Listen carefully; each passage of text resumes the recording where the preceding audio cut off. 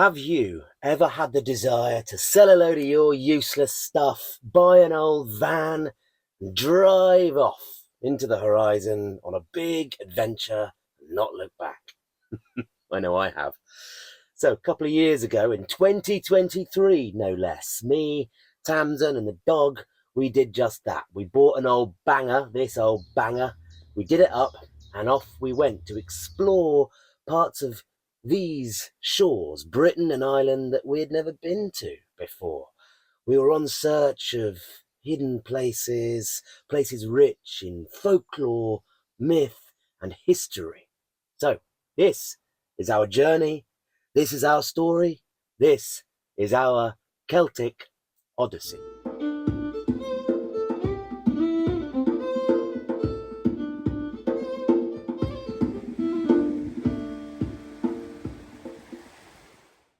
So the first thing we had to do, of course, was buy a suitable old banger. This one.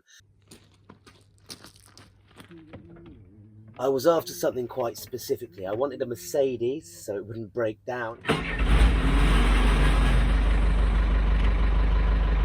And also it had to be sort of old enough to have a kind of vintage gypsy traveller chic. Here it is, Mercedes 609D. It was a little bit rusty, but it was a medium wheelbase. It had the right sort of potential. So here it is, an old bus, swing door there, nice narrow boat log burner from a canal boat, solid oak floor from a boat, swivel chair from a Heimer. It runs. I was just about to sort all this out, so we had to do a lot of rust removal on it.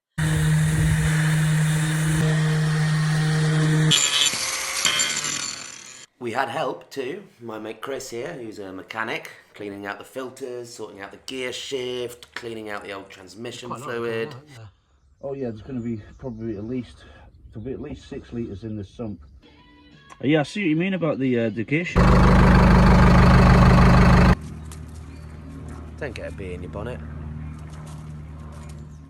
With the mechanics sorted and the rusty holes filled and primed, it was time for a paint job. Anyway, I just had someone pull up, so I was just gonna see who's around. Oh, that's weird. There's a truck here. Looks just like yours, except it's green. That's weird. Only kidding, it was me. Looks pretty sexy, hey? I think you're gonna like it a lot. Look at it. Just roll it on, babe. Simples. So yeah, do you want to come and live in like a green truck with me for a bit? Sam and Bugsy here helped put the stable door in, side of the van. Important feature that, you need a door. What are you doing, babe? Gold, gold, always believe in your soul. You've got the power to know you're indestructible. Tam and I having a load of fun doing the insulation inside the van, keep nice and toasty warm, and the interior cladding made from ply. Nero didn't help at all, he was useless.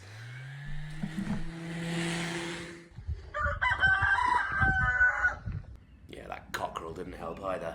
Anyway, it's dead now. Moment of truth, the painting it green. Look at it get greener and greener and greener. Everyone loves a time lapse. Two beings in flight, circling. One is day, the other night. It begins. One brings ice, the other fire. We wonder if they'll ever tire. And every belting sunrise, the plague on the land has returned. They scream their curses. Plenty of room. We lose everything that we know.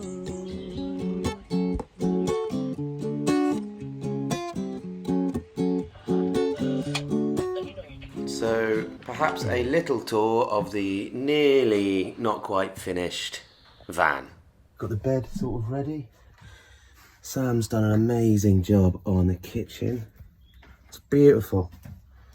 My bro's putting a light and a tap here. So that's nice. Still got the bench seating to do here. Yeah, and a few other bits and bobs, but then we'll be ready to go. So with everything sorted out, mechanical and cosmetic issues, we were off finally on our journey, our Celtic Odyssey. So our first scheduled stop was Preston. We had arranged some shows, some show gigs of our show, Celtic Tides. Look, there's me, there's Tamsin. So we had to get to the Stanley Arms in Preston. We had given ourselves a while to get up to Preston, luckily, with some stops along the way, because as soon as we had left our home in Minety, Wiltshire, disaster struck. Electrical goblins, and we had to pull over and stop after only a few hours. You're so good, Greenie.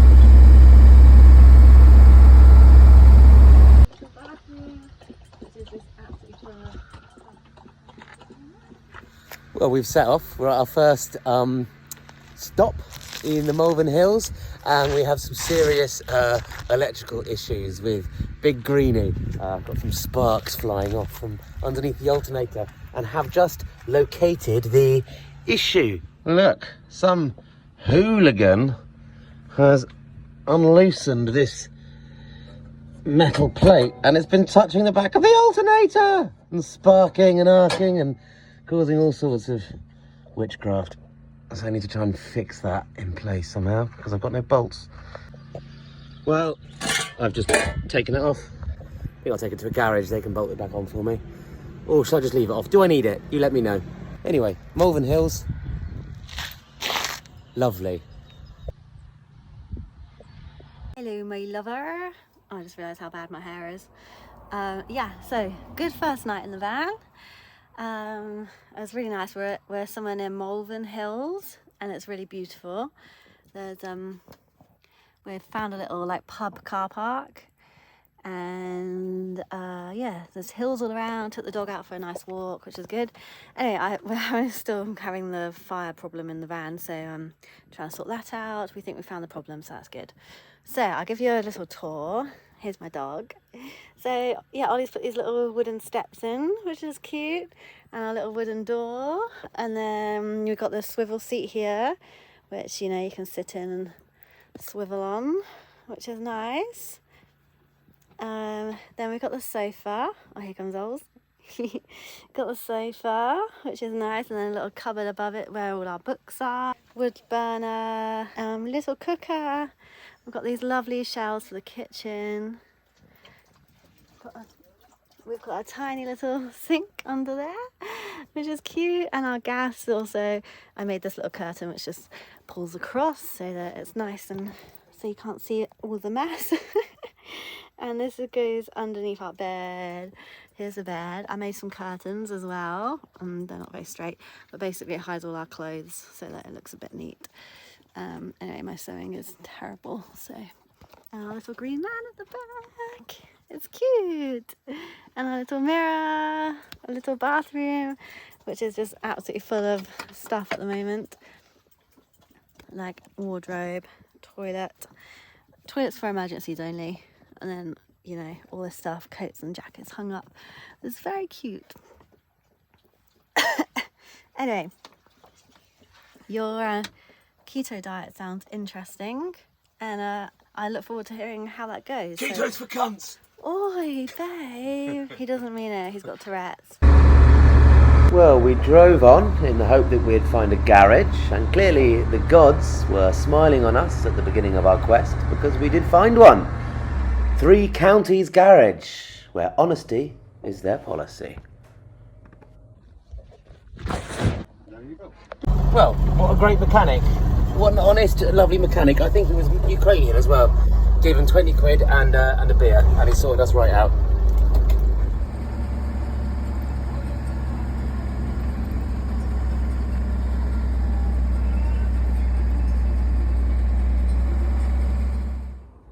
At this point, I should mention our unofficial guidebook for this journey.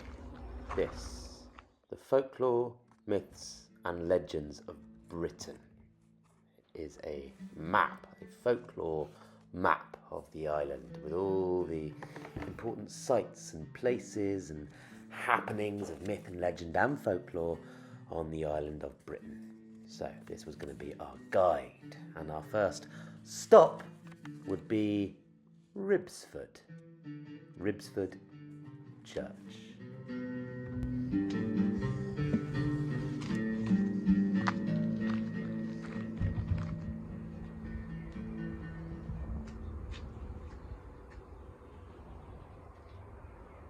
I'm here at Ribbesford Church, which has a very old stone carving depicting a piece of local legend. Right down the door, right? A portal. Here is a hunter and a deer. It's a bit like a dog, but it's a deer. And what I'm told is a salmon, maybe a beaver, but the salmon is being shot by the archer. The legend is as follows. One day there was a hunter that was poaching on the Lord's land, and he spies a deer the other side of a river, and he looses an arrow and it crosses the river but strikes a very unlucky salmon that was just leaping out of the river at that time. He takes the salmon to the local lord and offers it up. After all, he was poaching, and inside the chef discovers a ring concealed in the belly of that fish. Now, they all recognised the ring. It had the seal of the lord himself. His daughter, his only daughter, had lost the ring, and the lord had promised her hand in marriage to whoever can recover it. So here is a fairly common folkloric motif of a ring inside a fish. Whether or not this was destiny or perhaps a cunning ruse on behalf of that huntsman, who can tell? You let me know. But Ribbesford Church, and a very ancient folkloric motif connected to local legend. I didn't know it at the time, but this folklore story about a ring and a fish was to be a significant one for me. Tam and I, about 8 months later, were camping on the beach in Morocco. And I bought a fish from some local fisherman. This fish. Tam didn't know, but I had a ring with me. I was planning on proposing. So I hid the ring in the fish, just like the story. Problem was, I had to get Tam to find the ring in the fish. So I started telling this very story, or a Moroccan variant of it. But I forgot the story halfway through and just started kind of mumbling nervously. And Tam was quite hungry or hangry, and she said, "Why are you being so weird?" Anyway, she did say yes in the end, and we had a lovely night between the Sahara and the Atlantic before we were woken up by military police. Anyway, back to our story. And this cat in a graveyard.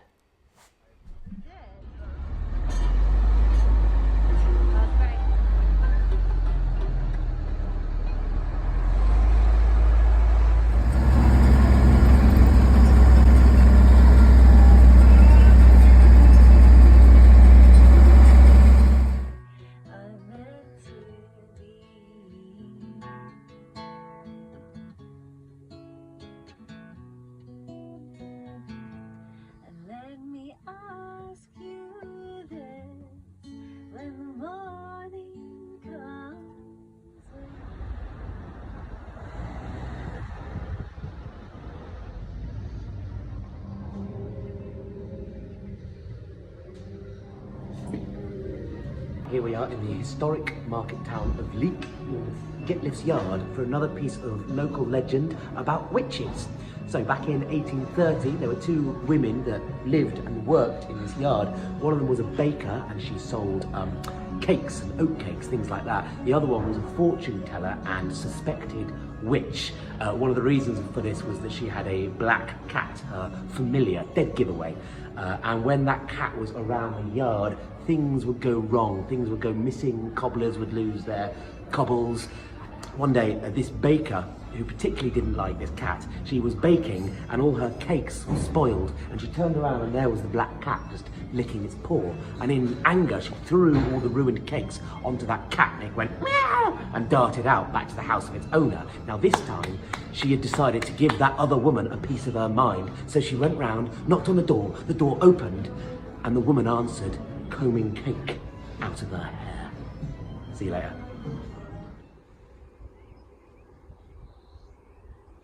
So I've just been into the Dreamcatcher shop on Getliffe Yard, and there is a lady working in there that says there used to be a black cat that she stroked, and then she heard about the story that I just told, and then never saw the cat again. Maybe it was the witch.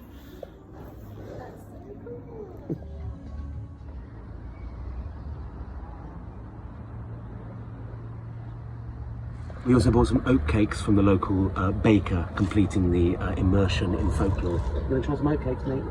Oat cakes? Local delicacy. Leaving Leek and driving northeast, the landscape began to change around us. A bit more craggy.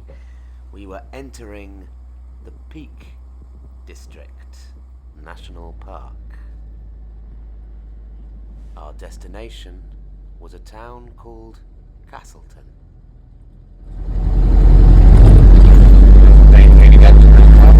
Was it? Yeah. Are you sure?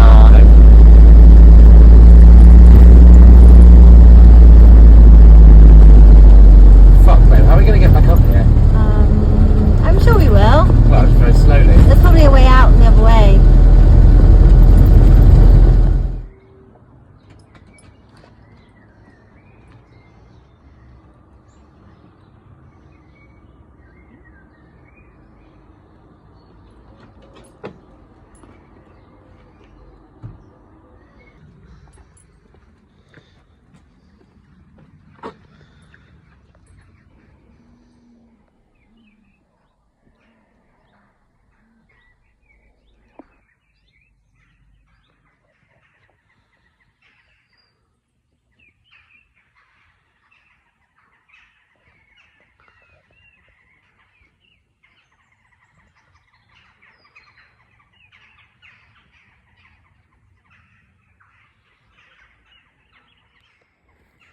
The Devil's Arse, one of the 7 wonders of the Peak, Britain's largest cave entrance and literal arsehole of Satan. You're locked out of the arse, babe. You what? You're locked out of the arse. I'm locked out of the arse. Yeah. I want to come in the arse. There are some very strange sulphurous odours emanating from the Devil's Arse. Probably from the depths of hell.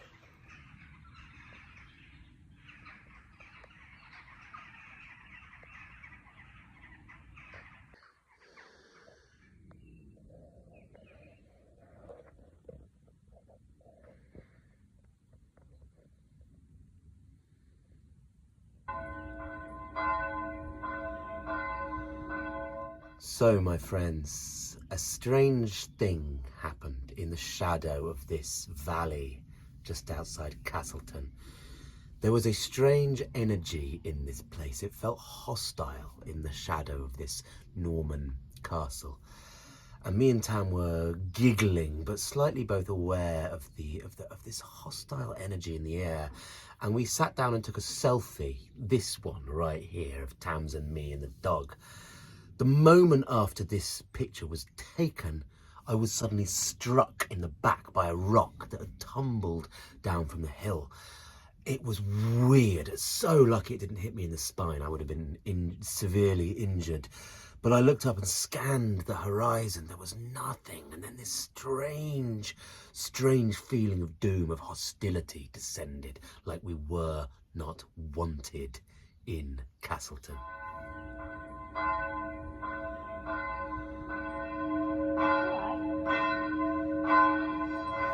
So this place is cursed, genuinely cursed. Maybe that's why it's called the Devil's Arse Cave, and there's a Norman castle built over it. We were just in the valley, in the shadow of the castle, and a strange mood descended, and I was struck by a rock thrown probably by some goblin or minor demon. Anyway, it felt very, very eerie and hostile, and now the church bells have been tolling, and it feels like we're in a strange nightmare, so we're gonna go have a pint. Yeah, it's great. Yeah, barman says the whole town's haunted by ghosts and goblins and evil spirits, so that's why. And we swung the back of the door closed. We hear like footsteps coming across. I remember once my friend.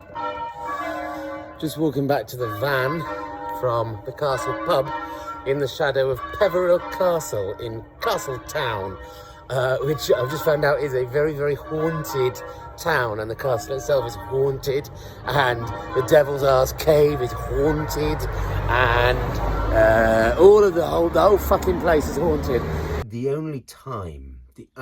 of the only times on this journey of ours where we ever got grief from a local was when we were parked up in Castleton, just at the edge of town by a church. We weren't in anyone's way, but I had the window open a crack. I was reading a book, and some guy, maybe coming back from the pub, just said "wankers." You know, we weren't doing anything, but this hostility to outsiders. It does feel, like I said in the video, like there's some ancestral memory of Norman oppression, or all these strange ghostly happenings and hauntings.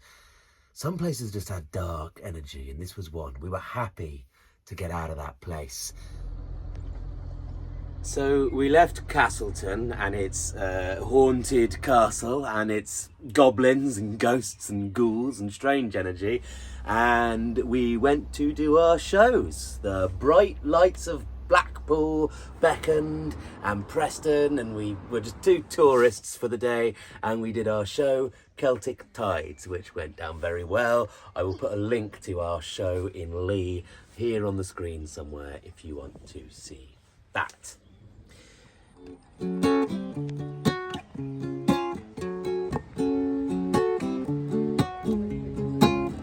Two beings in flight, circling.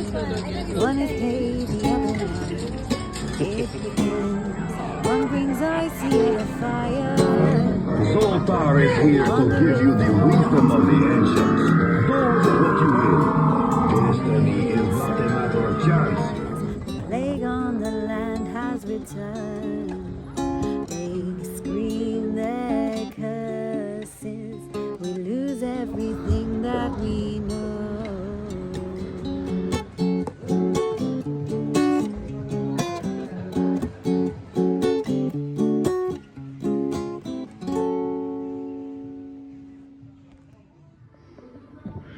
Who's that sexy mofo right there? Oh, I think that's Paolo Nutini, isn't it? Oh yeah, it is. Is it James McAvoy?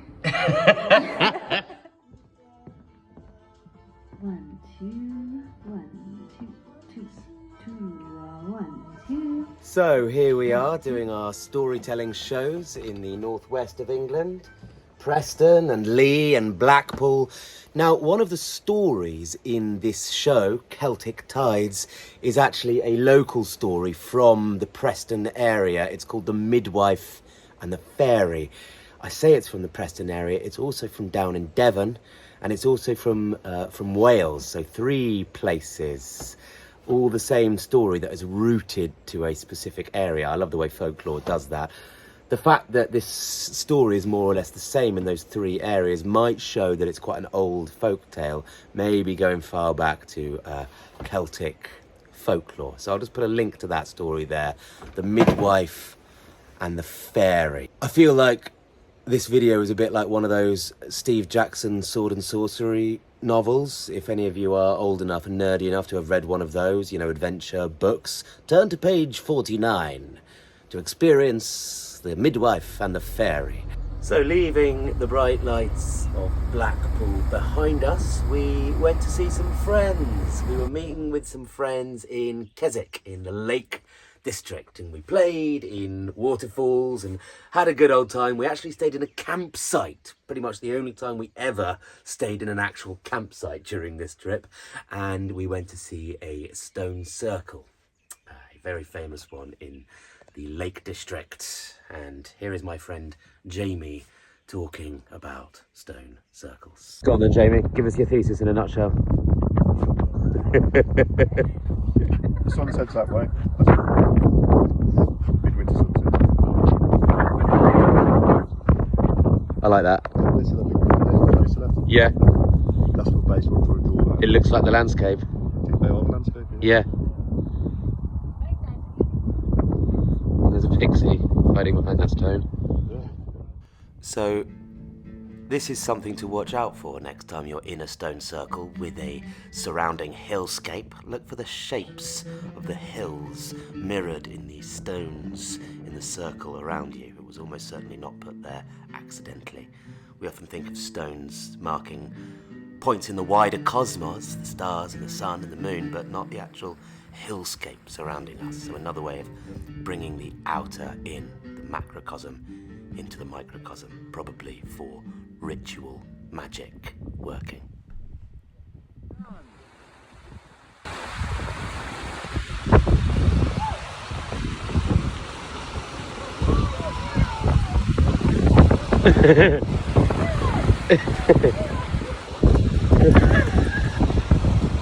The last rebellion in England against the Norman invasion, which was by a group of Norse Vikings that had settled in the Lake District, and they defeated the Earl of Cumbria in battle, and many were slaughtered, and bluebells grew from the blood of the slaughtered bodies.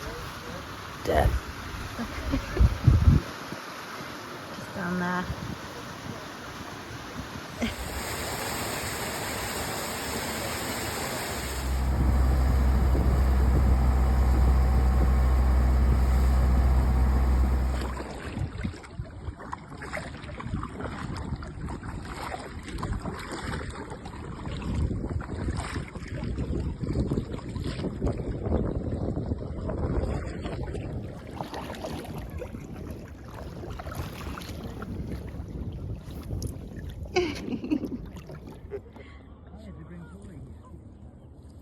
Come on, boy. Come on then. Good boy. You're a good boy. I know, it's so exciting. So, leaving our friends and the Lake District and its tourist hotspots behind us, we continued our folkloric journey north. We were heading to Hadrian's Wall, the historic boundary between England and Scotland.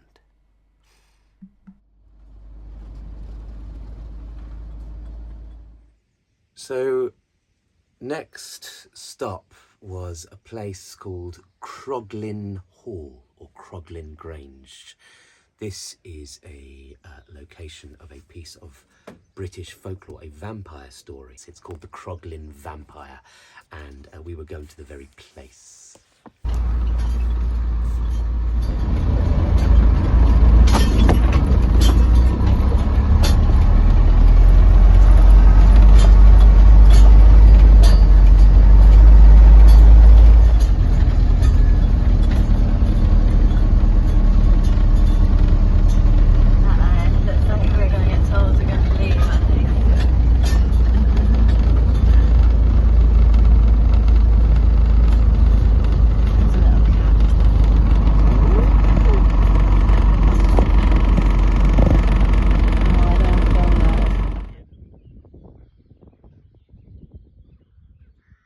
So today we visited a place called Croglin Low Hall, which is in the north of England and is the site of a particular haunting, a vampire story, which is quite a unique thing in British folklore. Obviously vampire folklore is kind of from Eastern Europe, that kind of area, so to have a homegrown vampire tale from Britain is quite a rare thing.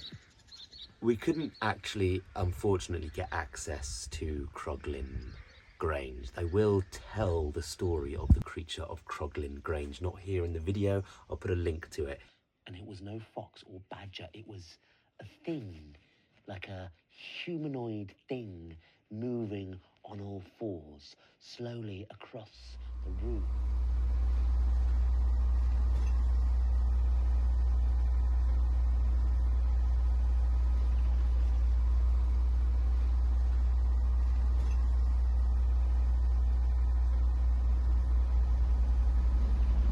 driving up through Hadrian's Wall, we passed the Sycamore Gap.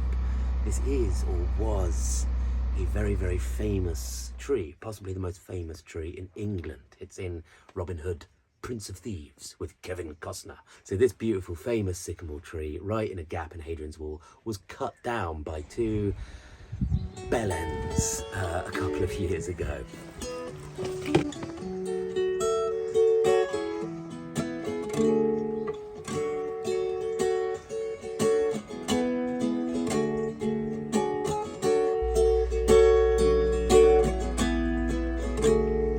If you sit on the wall beneath the sycamore tree and you stare at the boughs of the leaves red and green, I'll see the darkness in you, you'll see the darkness in me, and under the moon we will fall. It's been a long time a-coming, but I figured it out. I've seen the warriors a-running from the north to the south.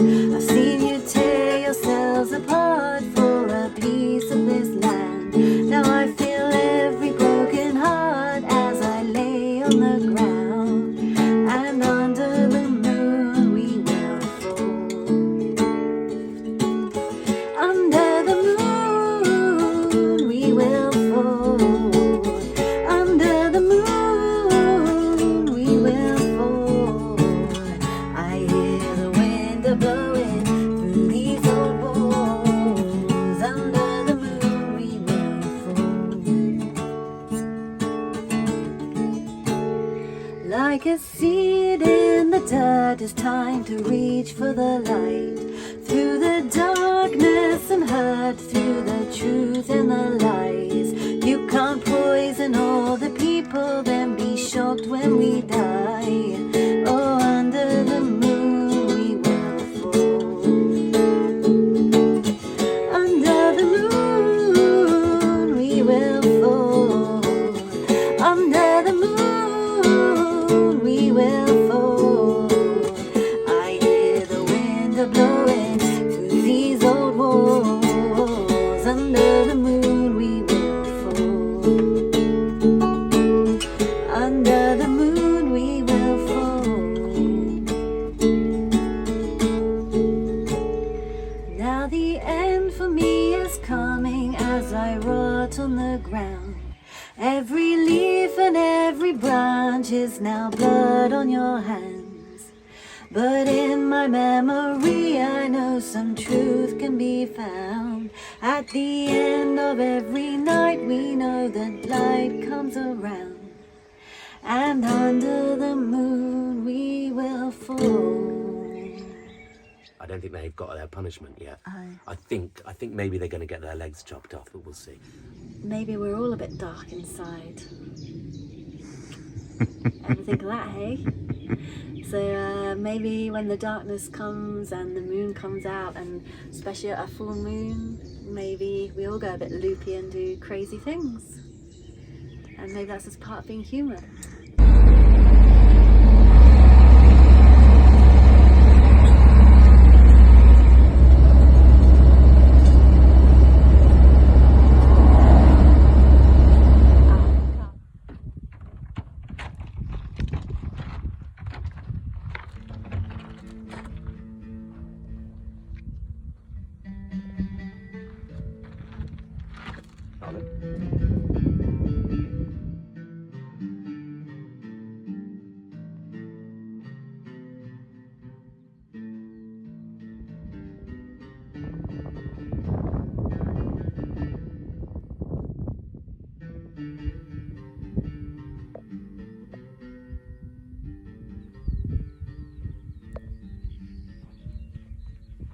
Here we are at the Temple of Mithras, just at Hadrian's Wall, at the northern edge of the Roman Empire. Mithras, really interesting cult. We don't know a lot about it. It was a bit like the Eleusinian Mysteries or the cult of Dionysus. It was a bit of a secret society. Initiates would be led into this cave, and they would have to enact a series of tests and rituals involved with the identification, possibly with the god Mithras, and they would have eternal life when they left the cave.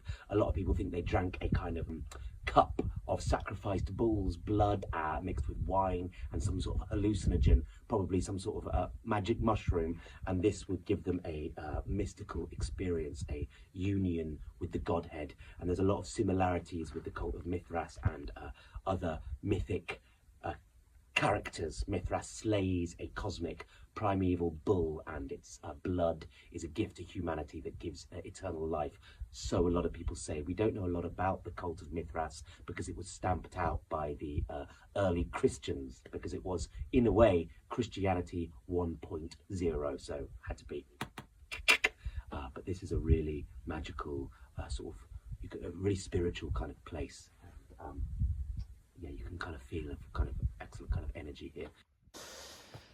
Just a little anecdote to share before we move on from the Temple of Mithras at Hadrian's Wall. A little bit of a trickster story. I was a bit naughty after this footage was taken. We had this place kind of to ourselves, and like I said in the video, it had a real kind of energy to it. This energy was somewhat ruptured when we were interrupted by a group of American tourists. We heard them before we saw them, coming over the brow of the hill from the car park with their visors and their fanny packs and their colourful clothing, and they came, as is their right, to explore the temple. But they sort of, barged in on our space a little bit, on our space, the space that we were currently occupying. So I decided to play a trick on them. I stepped back through the mists of time as if I was emerging from the Mithraic temple, an initiate, emerging into the clear light of day.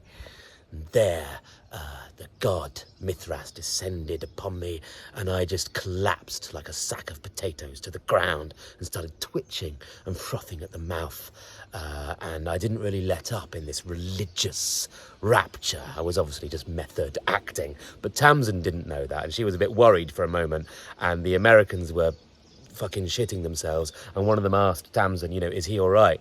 And Tamsin, who was sat just here, to her credit, said, yeah, he's all right. He just feels a lot of power. They couldn't get back to their tour bus quick enough.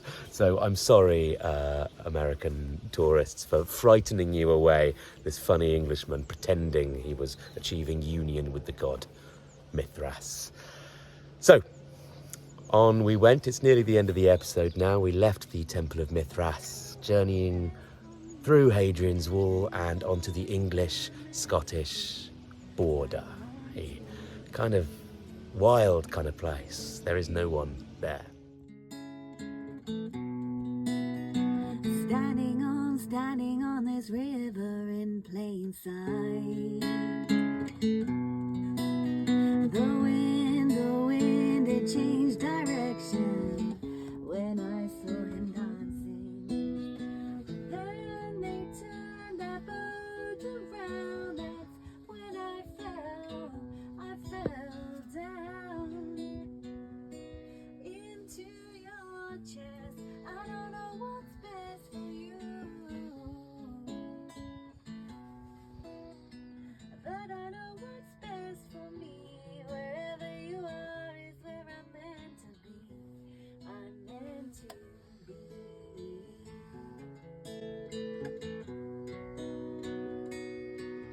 And let me ask you this: when the morning comes, will you be waiting for me? I can see the sunset, and I can hear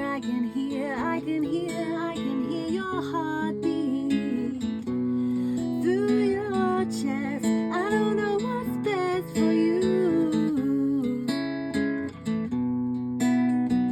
but I know what's best for me. Wherever you are is where I'm meant to be.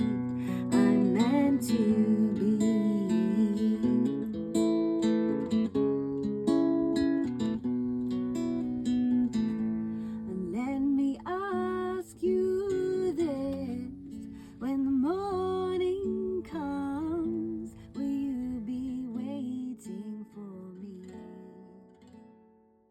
Well, that's the end of this first episode of our Celtic Odyssey in our big green van. And I hope you loved it, because we loved it. So that concludes episode 1 of Celtic Odyssey, our van life adventure round the myth and folklore of these storied islands of ours. That was England. Episode 2, we'll be heading over the border into Scotland and up to the end of the land and getting passage over to the Orkney Islands, rich in folklore of selkies and mermaids and the Finn folk. We'll see you there next time in the next episode when I've made it. Now go away.